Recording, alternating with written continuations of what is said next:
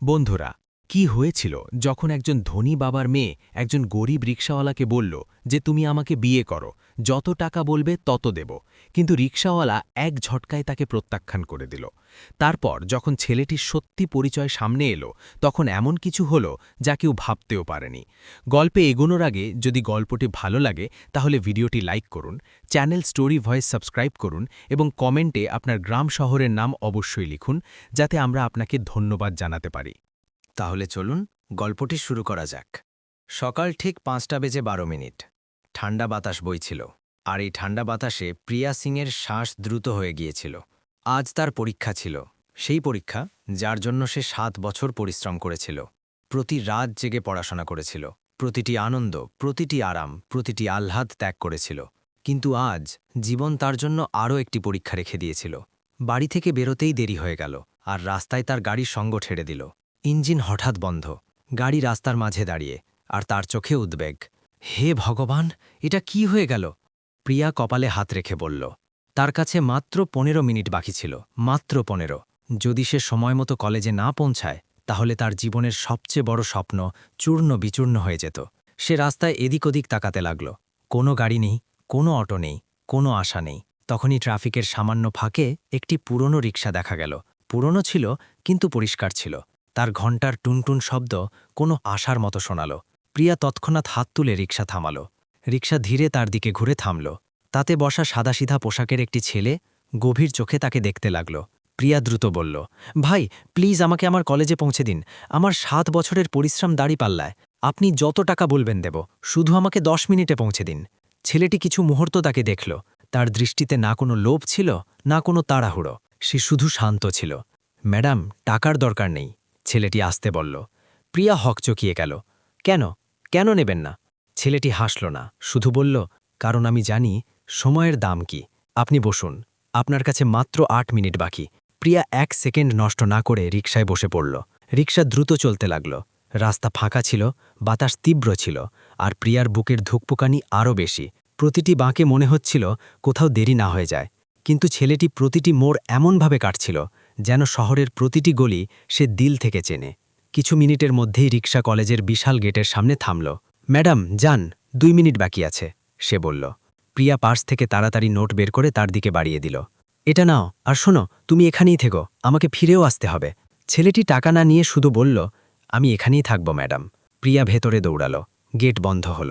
ঘড়িতে ঠিক ৬টার ঘণ্টা পড়ল। পরীক্ষা শুরু হয়ে গেছে। ২ ঘণ্টা পর প্রিয়া পরীক্ষার হল থেকে বাইরে বেরিয়ে এলো। তার মুখে তৃপ্তি ছিল, আর চোখে স্বস্তি। সে এদিক ওদিক তাকাতে লাগল। আর তখনই সেই পুরনো রিকশা চোখে পড়ল। সেই ছেলেটি দাঁড়িয়ে তার অপেক্ষা করছিল। তার জায়গা, তার ভাব, সবকিছু হুবহু আগের মতো ছিল, যেমন ২ ঘণ্টা আগে ছিল। প্রিয়া অবাক হয়ে বলল, তুমি এখনও এখানেই আছো?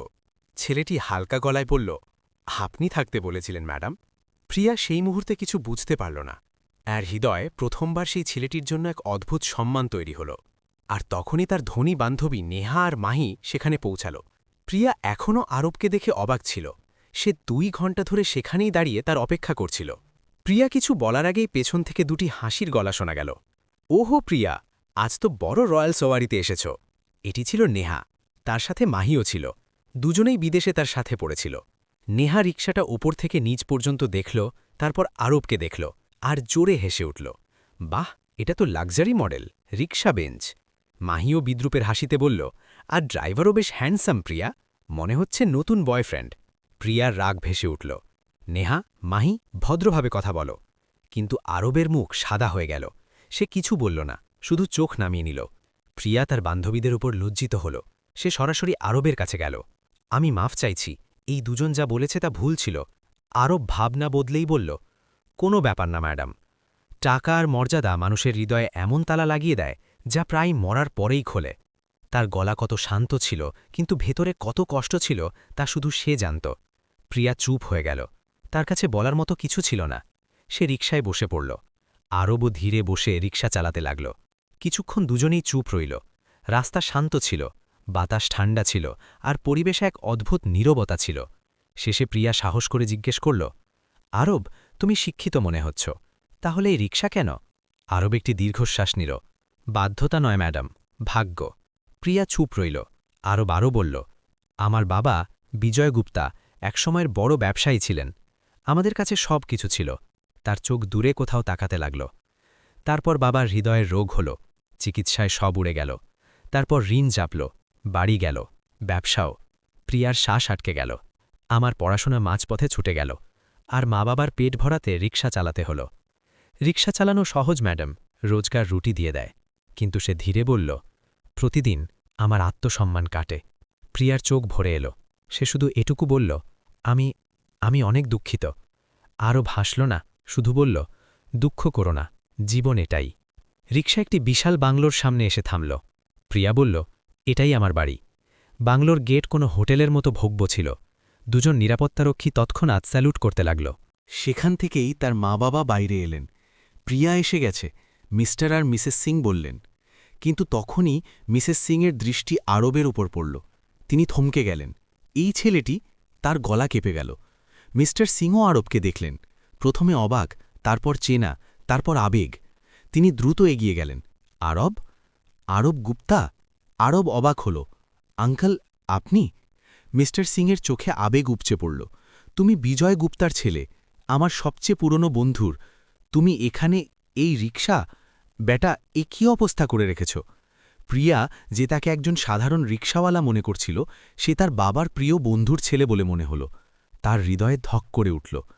আরব এখনও বুঝতে পারছিল না কি হচ্ছে। মিস্টার সিং তার দিকে এগিয়ে গেলেন এবং না ভেবেই তাকে জড়িয়ে নিলেন। বেটা, তোমার এই অবস্থা? তার গলা কেঁপে গেল। আরব শক্ত দাঁড়িয়ে রইল। তার কাছে এইসব অনেক হঠাৎ ছিল। প্রিয়া দূরে দাঁড়িয়ে সব দেখছিল। তার হৃদয় অদ্ভুতভাবে হয়ে গিয়েছিল। যে ছেলেটিকে সে একজন সাধারণ রিক্সাওয়ালা মনে করছিল, সে তার বাবার সবচেয়ে পুরনো ও সবচেয়ে সম্মানিত বন্ধুর ছেলে বলে প্রমাণিত হল। মিসেস সিংও তার কাছে এলেন। আরব বেটা, এসব কি হল? তোমার বাড়ি, তোমার ব্যবসা, তোমার পড়াশোনা? আরবের চোখ নামল।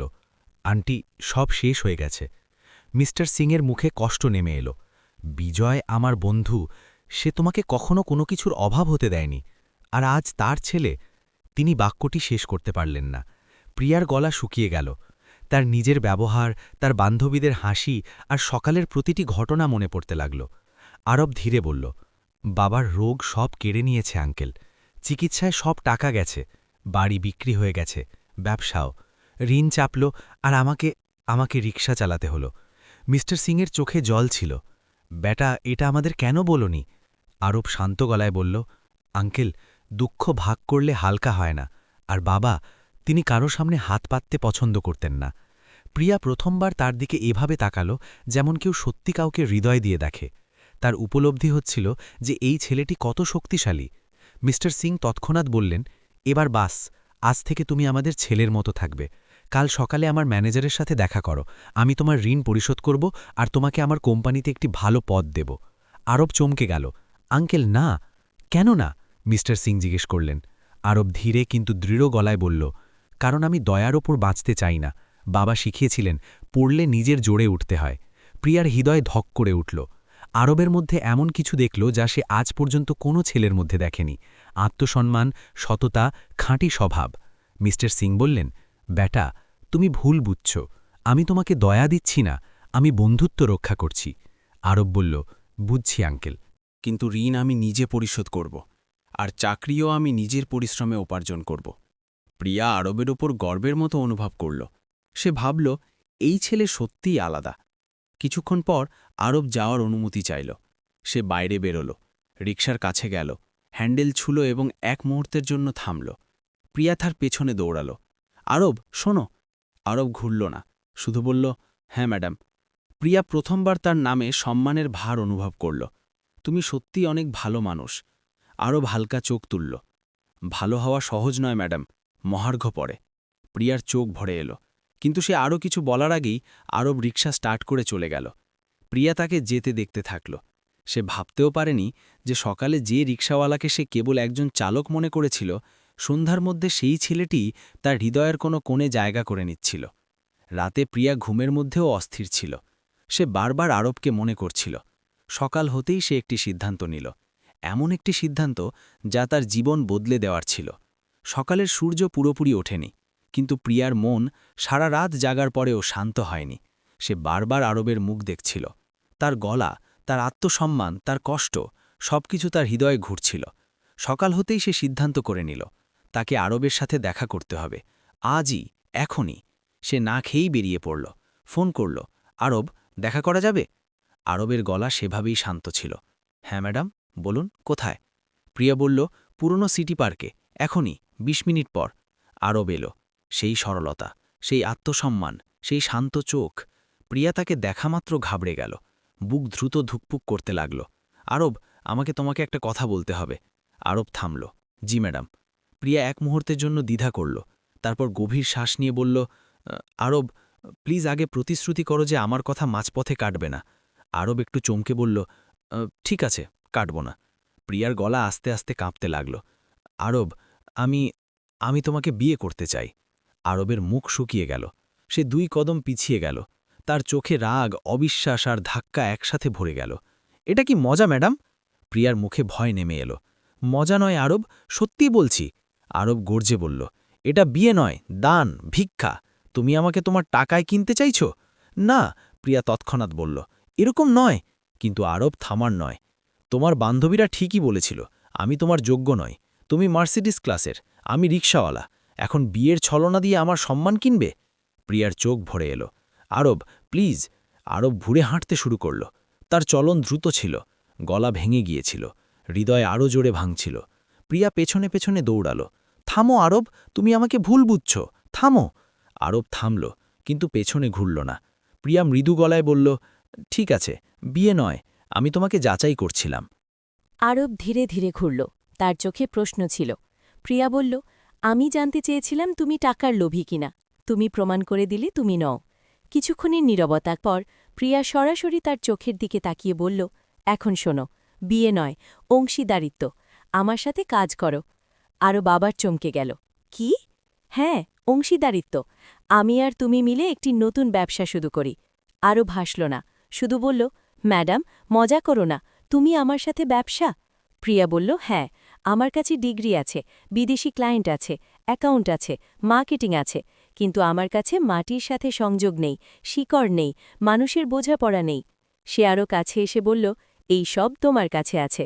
আরব চুপ। প্রিয়া শেষ আঘাত করল। তুমি কি আমার অংশীদারিত্ব গ্রহণ করছ, নাকি সারা জীবন রিকশা চালিয়েই বাঁচতে চাও? এই লাইনটি আরবের ভেতরে বারুদের মতো ফেটে গেল। তার চোখে এক নতুন আগুন জ্বলে উঠল, আত্মসম্মানের আগুন, চ্যালেঞ্জের আগুন।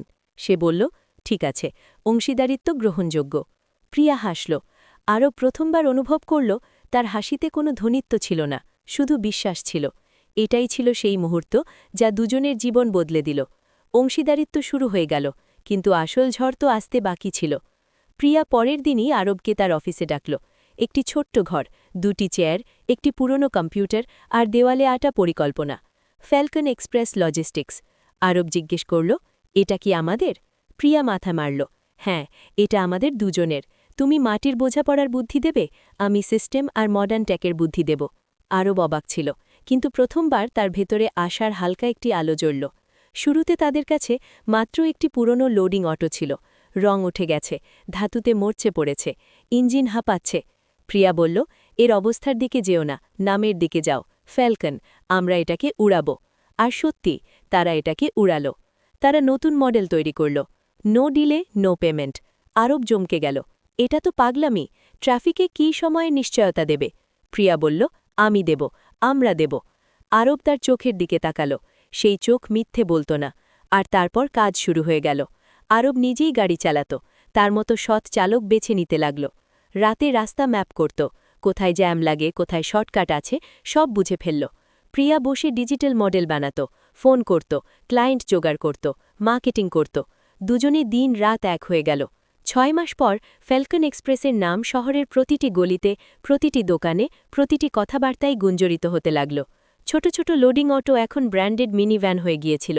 তাতে চকচকে বড় বড় অক্ষরে লেখা ছিল, উই ডেলিভার ট্রাস্ট। আরব এখন রিকশাওয়ালা ছিল না, সে ছিল ফ্যালকন এক্সপ্রেসের কো-ফাউন্ডার। নতুন অফিস, নতুন টিম, নতুন গাড়ি, আর তার কাছে একটি চকচকরি এসইউভি। তার জীবনের সবচেয়ে বড় মুহূর্ত তখন এলো যখন এক সকালে অফিসের বাইরে কেউ তার নাম ধরে ডাকল, এক্সকিউজ মি মিস্টার আরব। আরব ঘুরল, আর মুখ দেখেই পুরনো স্মৃতি জ্বলে উঠল। সেটি ছিল নেহা, প্রিয়ার সেই বান্ধবী, সেই অহংকার। কিন্তু আজ সেই অহংকারে মিষ্টতার চাশনি মেশানো ছিল। নেহা বলল, হাই, আমি নেহা, প্রিয়ার বন্ধু। আমাদের কোম্পানির একটি বড় লজিস্টিক পার্টনার দরকার। শুনেছি ফ্যালকন এক্সপ্রেস সবচেয়ে দ্রুত ডেলিভারি দেয়। আরব হালকা হাসি দমিয়ে রাখল। এটাই সেই মেয়ে যে কলেজ গেটে তাকে রিক্সা বেঞ্চ বলে হেসিয়েছিল। সে শান্ত গলায় বলল, বসুন নেহাজি, আমরা শুধু সামগ্রী নয়, বিশ্বাস ডেলিভারি করি। নেহার মনে হল যেন কেউ চর মারেনি, সত্য দেখিয়ে দিয়েছে। সে তৎক্ষণাৎ বলল, আমাদের ২৪ ঘন্টার ডেলিভারি চাই। আরব টেবিলে রাখা ইন্টারকম চাপল, পূজা, ফ্যালকনের প্রাইস চার্ট নিয়ে এসো। আর নেহার দিকে তাকিয়ে বলল, আমরা ২৪ ঘন্টায় নয়, ১২ ঘন্টায় ডেলিভারি করব। নেহার মুখ ফ্যাকাশে হয়ে গেল, কিন্তু সে জানত শহরে ফ্যালকনের চেয়ে ভালো কেউ নেই। নতুন ডিল সই করতেই হবে। সেই মুহূর্তে আরব সেই প্রতিশোধ নিয়ে নিল যার আঘাত তাকে সেদিন কলেজ গেটে পেয়েছিল। কিন্তু আসল পরিবর্তন সে সেই সন্ধ্যায় অনুভব করল, যখন সে তার এসইউভিতে বসে আয়নায় নিজের মুখ দেখছিল। সে এক মুহূর্তে বুঝে গেল, এখন সে সত্যিই প্রিয়ার সমকক্ষ হয়ে দাঁড়িয়েছে। এখন সে কেবল রিকশাওয়ালা নয়, এখন সে একজন সফল ব্যবসায়ী। আর এখন সে মাথা উঁচু করে প্রিয়ার হাত ধরতে পারে।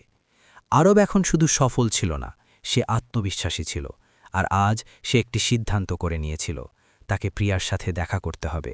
সেই জায়গা, সেই পুরনো গেট, সেই মোড় যেখানে একসময় সে রিক্সা থামিয়েছিল, আর যেখানে প্রিয়ার বান্ধবীরা তাকে অপমান করেছিল। আজ সে সেখানে পৌঁছাল, কিন্তু রিকশায় নয়, তার চকচকে মার্সিডিজে। দরজা খুলল, আরব স্যুট বুটে নামল। সে সেই ছিল, কিন্তু এখন আর আগের মতো নয়। অনেক লোক তাকে দেখে থামল, কেউ চিনতে পারল না, কেউ চিনে হতভম্ব হয়ে গেল। কিছু মিনিট পর প্রিয়া সেখানে পৌঁছাল, সাদা কুর্তা, হালকা বাতাসে উড়তে থাকা চুল আর মুখে আভা। সে যেই কাছে এলো, আরব ধীরে ধীরে তার দিকে পা বাড়াল। তাদের মধ্যে কয়েক মুহূর্তের নীরবতা ছিল, কিন্তু সেই নীরবতাই বছরের পর বছরের গল্প বলছিল। আরব বলল, মনে আছে প্রিয়া, গতবার আমি এখানে কিভাবে দাঁড়িয়েছিলাম? প্রিয়া হাসল, একটু নামানো দৃষ্টিতে। আরব বলল, তখন মনে হয়েছিল টাকাই সমতা, আর আমি তোমার যোগ্য নই। সে তার হাতে ধরা মার্সিডিসের চাবি বাতাসে ঘোরাল এবং পরের সেকেন্ডেই তা মাটিতে ছুঁড়ে দিল। চাবি উছলে সেখানেই পড়ে রইল। প্রিয়া চমটে গেল। আরব আরও বলল, আজ আমার কাছে এত সব আছে যাতে আমি তোমাকে দেখাতে পারি যে আমি নিজের যোগ্যতায় এত দূর এসেছি। সে আরও এক কদম কাছে এলো, কিন্তু আমি তোমাকে এই চাবি দেখাতে আসিনি। আমি তোমাকে এটা বলতে এসেছি যে তুমি আমার মধ্যে যে মানুষটি দেখেছিলে, আমি শুধু সেটাই হতে চাই। প্রিয়ার চোখ ভরে এলো, আরবের গলা আরও গভীর হল। সেদিন তুমি আমার উপর বিশ্বাস রেখেছিলে, আমার সততার উপর, আমার স্বপ্নের উপর, সে তার শ্বাস আটকাল। তারপর বলল, প্রিয়া, আমি তোমাকে বিয়ে করতে চাই, কিন্তু একজন কোটিপতি হয়ে নয়, এমন একজন মানুষ হয়ে যে তোমার বিশ্বাস জিতেছে। প্রিয়ার চোখ থেকে জল বেরিয়ে এলো, কিন্তু সে হাসছিল। আরব হাঁটু গাড়ল না, সে সরাসরি তার চোখের দিকে তাকিয়ে রইল। প্রিয়া সিং, তুমি কি আমার জীবনের অংশীদার হবে? আমার কোম্পানির নয়, আমার হৃদয়ের সিইও হবে? প্রিয়া এক মুহূর্তও না ভেবে তার বুকে মাথা রেখে দিল। হ্যাঁ আরব, হ্যাঁ, 1000 বার হ্যাঁ। আমি তোমার অংশীদার ছিলাম, আছি, আর সব সময় থাকব। আরব তাকে ধীরে জড়িয়ে নিল। সেই মুহূর্তে পাশে দাঁড়িয়ে থাকা কলেজের ছাত্রছাত্রীরা হাততালি দিল। দুজনেই হেসে একে অপরের দিকে তাকালো। তাদের গল্প শুধু প্রেমের গল্প ছিল না, এটা ছিল প্রমাণ করার গল্প যে যখন একটি মেয়ের বিশ্বাস আর একটি ছেলের সততা একসাথে মেলে, তখন অলৌকিক ঘটনা ঘটে। 1 মাস পর তাদের বিয়ে হলো, শহরের সবচেয়ে আলোচিত বিয়ে, যেখানে প্রতিটি পত্রিকায় লেখা হলো রিকশাওয়ালা থেকে ধনী, আরব আর প্রিয়ার অংশীদারিত্ব রচল ইতিহাস। আর বছরের পর বছর পর ফ্যালকন এক্সপ্রেস একটি মাল্টিন্যাশনাল কোম্পানি হয়ে গেল। আরব আর প্রিয়া দুজনেই একে অপরের শক্তি হয়ে প্রতিটি ঝড় পার করে গেল। আর এই গল্প এখানেই শেষ হয় না, কারণ প্রতিদিন তাদের ভালোবাসা আবার নতুন করে শুরু হতো। এটা ছিল একটি সৎ হৃদয় আর একটি বিশ্বাসী মেয়ের সেই গল্প, যা বলে সম্পর্ক টাকায় নয়, বিশ্বাসে তৈরি হয়। এই গল্পের সবচেয়ে বড় শিক্ষা এটাই যে মানুষের আসল পরিচয় তার পোশাক, গাড়ি বা ব্যাংক ব্যালেন্স থেকে হয় না, তার হৃদয় থেকে হয়, তার স্বভাব থেকে হয়, তার কর্ম থেকে হয়। আরবের কাছে না ছিল দামি গাড়ি, না দামি পোশাক, না কোনো বড় পদ, কিন্তু তার কাছে একটি জিনিস ছিল, আত্মসম্মান। আর দুনিয়ায় সবচেয়ে বড় সম্পদ এটাই। আজকের সময়ে আমরা খুব তাড়াতাড়ি কাউকে তার পোশাক দিয়ে বিচার করে ফেলি, কারোর গাড়ি দেখে, কারোর বাড়ি দেখে, কারোর পকেট দেখে ঠিক করে ফেলি যে সে কেমন মানুষ হবে। কিন্তু এই গল্প স্পষ্ট বলে দিয়েছে যে আসল শ্রেণী হৃদয়ের, আর সত্যিকারের মানুষ সেই যে কঠিন সময়েও তার ঈমান বেচে না। আরব গরিব ছিল, কিন্তু তার ভেতরের ধনিত্ব এত গভীর ছিল যে প্রিয়ার মতো শিক্ষিত ধনী মেয়েও তার সামনে নতি স্বীকার করল। অন্যদিকে প্রিয়াও প্রমাণ করল যে প্রতিটি ধনী মেয়ে অহংকারী নয়। ধনিত্বের মানে শুধু টাকা নয়, চিন্তায় হোক, হৃদয়ে হোক, মানবতায় হোক, সেটাই আসল ধনিত্ব। এই গল্পে আরও একটি বড় শিক্ষা লুকিয়ে আছে। সুযোগ শুধু তার কাছে ফিরে আসে যে পরিশ্রম ছাড়ে না। আরব রিকশা চালাত, কিন্তু তার স্বপ্ন কখনো থামেনি, তার ভেতরের আগুন নেভেনি। শুধু পরিস্থিতি তাকে একটু সময়ের জন্য আটকে দিয়েছিল। যেই বিশ্বাস পেল, যেই সঙ্গ পেল, সে উড়ল। আর এত উঁচুতে উড়ল যে সেই লোকেরাই, যারা একসময় তাকে ছোট করত, তারই অফিসে এসে চুক্তি চাইতে লাগল। এটা সেই সবার জন্য শিক্ষা যারা জীবনে হাল ছেড়ে দেয়, যে পরিস্থিতি যত খারাপই হোক, যদি সাহস থাকে তাহলে জীবন পাল্টাতে একদিনও লাগে না। এই গল্পের একটি ছোট কিন্তু সবচেয়ে মর্মস্পর্শী শিক্ষা এই যে ভালোবাসা কখনো দয়া নয়, ভালোবাসা সমতা চায়, মানবতা চায়, সম্মান চায়। প্রিয়া আরবকে তার টাকার জন্য চায়নি, তার ঈমানের জন্য চেয়েছিল, তার সততার জন্য চেয়েছিল, তার শেষ হয়ে যাওয়া পরিশ্রমের জন্য চেয়েছিল। আর যখন সম্পর্ক হৃদয় থেকে তৈরি হয়, তখন তা কেবল ভালোবাসা নয়, অংশীদারিত্ব হয়ে যায়, জীবনের, স্বপ্নের, সংগ্রামের, জয়ের। এই গল্প আমাদের বলে যে কেউ যদি আপনার হাত এই কারণে ধরে যে আপনার কাছে টাকা আছে, তাহলে সেই সম্পর্ক টেকে না। কিন্তু কেউ যদি আপনার হাত এই কারণে ধরে যে আপনার কাছে হৃদয় আছে, তাহলে দুনিয়ার কোনো শক্তি তা ভাঙতে পারে না। এই গল্প আমাদের এটাও বলল যে বড় লড়াই একা জেতা যায় না। সঠিক মানুষ পাশে এলে অসম্ভবও সম্ভব মনে হতে লাগে। প্রিয়া আর আরবের অংশীদারিত্ব এর জীবন্ত প্রমাণ। যদি এই গল্পটি আপনার হৃদয়ে সত্যিই পছন্দ হয়ে থাকে, তাহলে একটি লাইক অবশ্যই করুন, কারণ আপনার একটি লাইক আমাদের কাছে শুধু লাইক নয়, একটি আশীর্বাদের মতো। আর এরকমই হৃদয়ে ছুঁয়ে যাওয়া, জীবন বদলে দেওয়া গল্প যদি আপনি রোজ শুনতে চান, তাহলে আমাদের চ্যানেল স্টোরি ভয়েস সাবস্ক্রাইব করুন, আর সাথে বেল আইকনটি চাপুন, যাতে নতুন গল্প সবার আগে আপনার মোবাইলে পৌঁছায়। আপনি এই ভিডিওটি এতদূর পর্যন্ত দেখেছেন, এর মানে হলো আপনার হৃদয় সত্যি ভালো। এর জন্য আপনাকে দিল থেকে ধন্যবাদ। আর হ্যাঁ, আপনার গ্রাম বা শহরের নাম কমেন্টে অবশ্যই লিখুন, যাতে আমরা আপনাকে হৃদয় থেকে কৃতজ্ঞতা জানাতে পারি। ততক্ষণের জন্য জয় হিন্দ, জয় ভারত, জয় জওয়ান, জয় কিষান।